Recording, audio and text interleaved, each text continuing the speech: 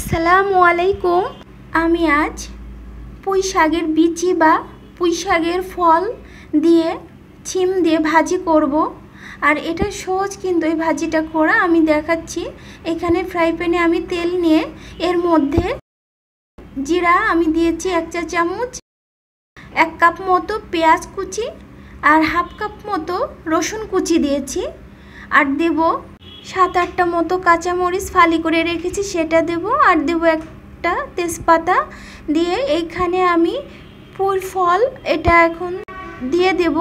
এটা আমি ছোট ছোট করে কেটে ধুয়ে নিয়েছি, এখন আমি এই ফ্রাই প্যানের মধ্যে দিয়ে দেব।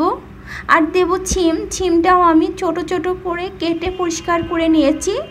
এই যে এভাবে আমি কেটে নিয়েছি, আপনারা আপনাদের পছন্দ মতো ছিমটা কেটে নেবেন।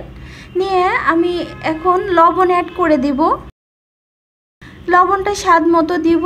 আর দিব সামান্য হলুদ দিয়ে আমি ভালো করে মিশিয়ে নিচ্ছি।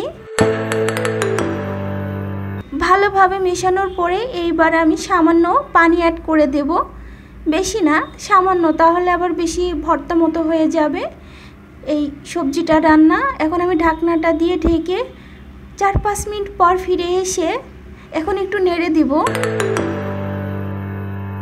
এইভাবে 5-7 মিনিট আমি ঢাকনা ছাড়াই ভেজে নিয়েছি।